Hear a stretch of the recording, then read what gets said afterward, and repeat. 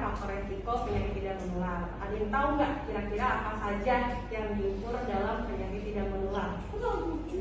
Tinggi badan. Ya betul. Hebat. Apa lagi Ibu?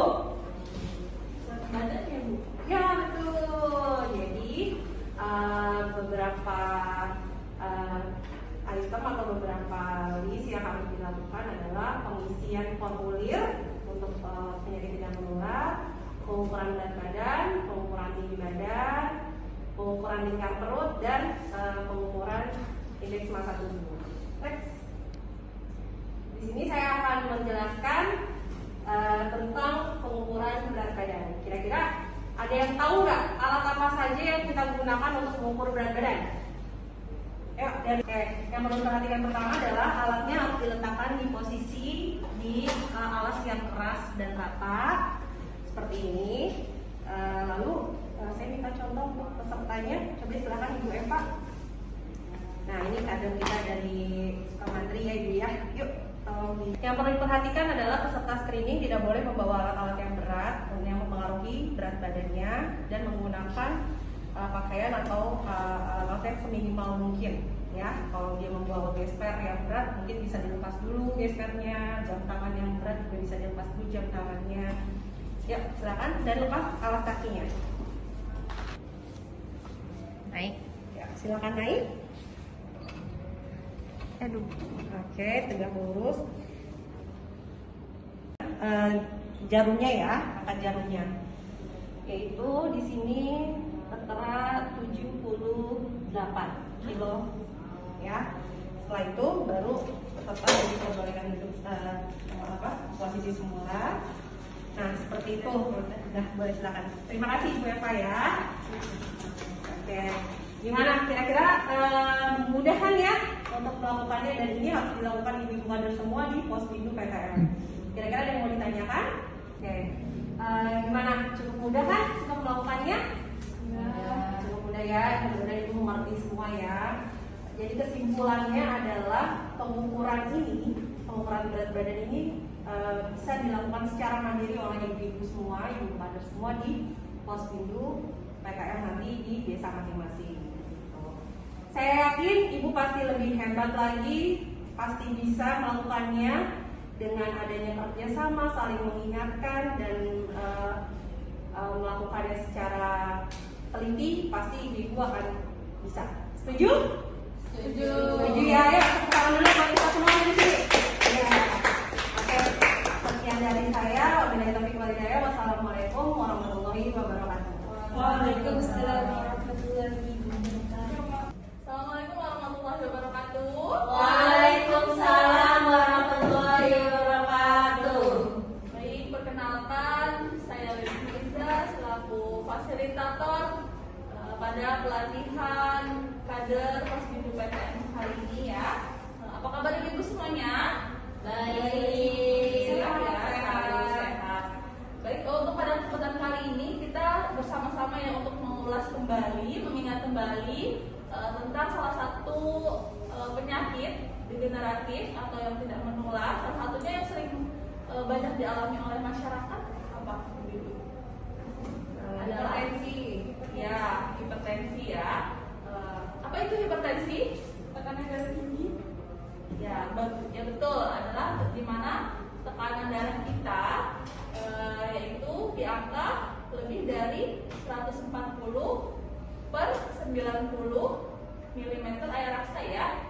Yang biasa kita gunakan adalah bunda-bunda kader bisa menggunakan alat tensi digital ya, yang bisa digunakan di Pospindu PTM adalah tensi digital. Nanti untuk caranya akan dijelaskan oleh fasilitator kedua. Ya. Nah, di sini kita dapat menggunakan tensi digital. Nah, biasanya hipertensi ini adalah sering disebut the silent killer karena gejala-gejalanya sering tidak diketahui, ya. Bahkan kita sering mendengar bahwa tiba-tiba ada yang mengalami stroke dan sebagainya karena tadi jarang datang untuk memeriksakan tekanan darahnya ya. Untuk gejalanya dapat kita ketahui bahwa salah satunya sakit kepala, kemudian kelelahan, mual muntah, sesak napas. Yang paling sering adalah sakit kepala ya biasanya. Apa saja sih penyebabnya? Beberapa penyebabnya diantaranya adalah merokok ya. Seperti yang kita ketahui bahwa rokok ini salah satu faktor terbesar ya ibu-ibu ya. Jadi kita bisa mengedukasi masyarakat, ibu-ibu mengedukasi kembali tentang bahaya rokok. Kemudian kurangnya aktivitas fisik juga menjadi penyebab. Nah, salah satu penyebabnya lagi adalah karena kegemukan ya. Oleh karena itu kita juga bisa, tadi kan sudah diajarkan tadi untuk fasilitator ketiga tentang bagaimana mengukur berat badan ya, yang nanti diukur dengan tinggi badan. Permainan keluarga kita lihat IMT-nya ya, apakah kita tergolong kategori normal, gizi kurang, atau underweight, atau overweight ya, atau obesitas gitu. Nah kemudian juga dari konsumsi garam yang berlebihan ya, konsumsi alkohol dan pemicunya juga bisa dapat dari stres ya. Nah kemudian untuk faktor resiko yang tidak dapat diubah, nah, itu dari usia, jenis kelamin dan genetik. Lanjut. Nah, oleh karena itu apa yang harus kita lakukan ibu-ibu yang dapat kita infokan ke masyarakat nih, terutama saat pelaksanaan postindu sekalian kita mengadakan penyuluhan ya. Diharapkan ibu-ibu sekalian dapat memberikan edukasi lagi kepada masyarakat pada saat postindu PTN, kemudian pada saat apa lagi? Posyandu juga ya. Apalagi ada posyandu remaja juga. Ya, yaitu dengan kita ingat dengan cerdik. Apa itu cerdik, Bu? Cek kesehatan. Cek kesehatan secara berkala. Makanya yuk kita ajak lagi masyarakat ke pos di PTN biar rame ya kan. Kemudian E-nya adalah menekan asap rokok. Namun di indikator PISPK ya, keluarga sehat itu tidak boleh merokok sama sekali gitu ya. Kemudian rajin aktivitas fisik. Biasanya aktivitas fisik yang sering dilakukan apa, Bu? Menyapu termasuk ya aktivitas fisik. Apalagi anak-anak kita yang laki-laki atau bapak-bapak seringnya berolahraga ya. Bisa. Jangan diomelin Bu kalau lagi olahraga. Ya, gitu. Kemudian dia seimbang ya, kita atur pola makannya, kemudian konsumsi garam yang tidak berlebihan dan istirahat yang cukup. Dan ini kita kelola stres. Kita himbau aja Bu, nggak usah stres lah ya. Apalagi minyak sekarang mahal ya, apalagi yang harus kita pikirkan gitu kan. Ya, relax aja gitu, bahagia, dengan bahagia insya Allah darah itu juga ya. Mungkin itu saja yang dapat saya sampaikan. Semoga ibu-ibu kader sekalian bisa mengaplikasikan kembali kepada masyarakat sehingga cakupan dari prevalensi hipertensi itu dapat menurun ya, terutama di wilayah kita. Mengajak lagi untuk kita ke posdindu, kalau ada posdindu PTN dan posdindu lah. Ya, seperti itu. Kira-kira ada yang ditanyakan ibu-ibu sekalian? Cukup. Jika tidak ada, tetap semangat ya Bu ya, terutama dalam meningkatkan derajat kesehatan di wilayah Pasar Kemis ini. Semoga semuanya sehat. Terima kasih. Dari saya, wassalamualaikum warahmatullahi wabarakatuh. Waalaikumsalam warahmatullahi wabarakatuh. Waalaikumsalam warahmatullahi wabarakatuh. Oke, perkenalkan nama saya Denny sebagai fasilitator yang akan membimbing para kader. Ini kader dari mana aja? Sukamantri, Sukasih. Sukasih yang satu? Pasar Kemis. Pasar Kemis. Oke, apa kabar semuanya? Sehat, baik, alhamdulillah. Masih semangat? Semangat. Semangat. Oke. Ini saya akan menyampaikan beberapa topik mengenai pemeriksaan faktor risiko penyakit tidak menular.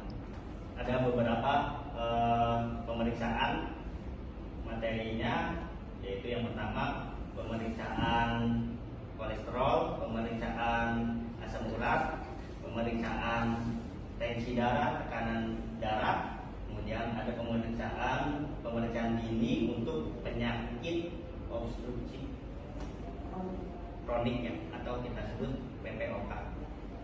Nah, di sini saya akan membahas subpoinnya, yaitu pemeriksaan tensi darah, atau nanti kita mengajarkan bagaimana mengaplikasikan teknik pemasangan tensi. Sebelum itu, pengukuran tekanan darah itu ada dua. Yang pertama itu tensi manual, atau kita sebut tensi air laksa gitu, atau yang biasa kita pompa-pompa itu, yang di klinik, rumah sakit itu bentuk air laksa, itu yang manual. Kemudian ada yang seperti ini digital, dia menggunakan baterai, mindset. Nanti saya akan mengajarkan bagaimana cara mengaplikasikan untuk menjalankan alat ini. Oke, sekarang kita langsung praktek ya, bagaimana cara mengaplikasikan tensi digital ini. Pertama-tama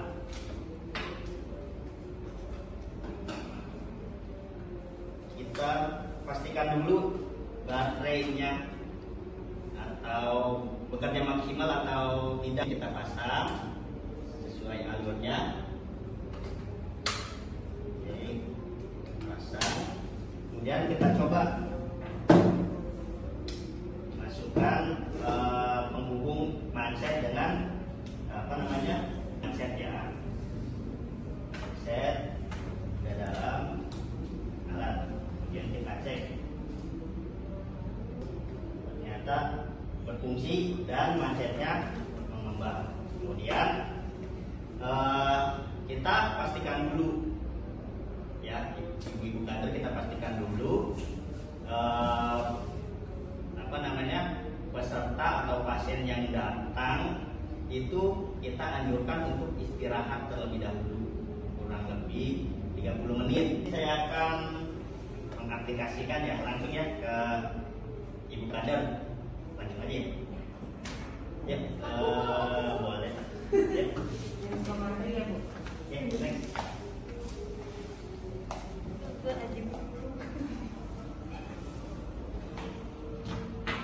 Sekarang kita mulai mengaplikasikan atau melakukan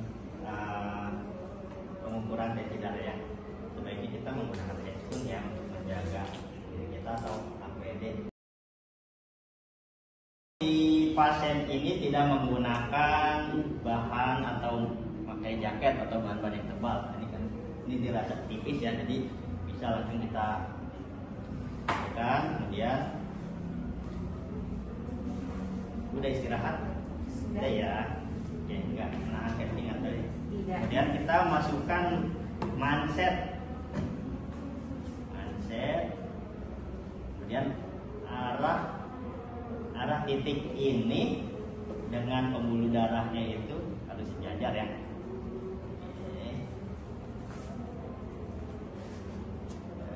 Sejajar dengan posisi jantung, rileks. Kemudian kita mulai tekan tombol start. Setelah mindset sudah terpasang dan sudah dipastikan arahnya dan pembuluh darahnya, kemudian sejajar dengan posisi jantung, kemudian kita mulai pencet atau tombol start. Oke, setelah keluar hasilnya kita baca hasilnya. Bu, ini sistolnya 129, diastolnya 95, nadinya 80. Ini normal ya Bu. Kalau seandainya lebih dari 130 atau 140 diastolnya itu tidak normal ya, itu normal bagusnya. Oke, kemudian kita matikan, buka mindsetnya. Apa yang di sini ada yang mau ditanyakan Ibu kader? Tidak. Oke, saya yakin Ibu kader pasti bisa mengaplikasikan atau mempraktekkan ke pasien ya. Oke, kalau ada pertanyaan, saya akhiri acara ini. Kurang dan lebihnya saya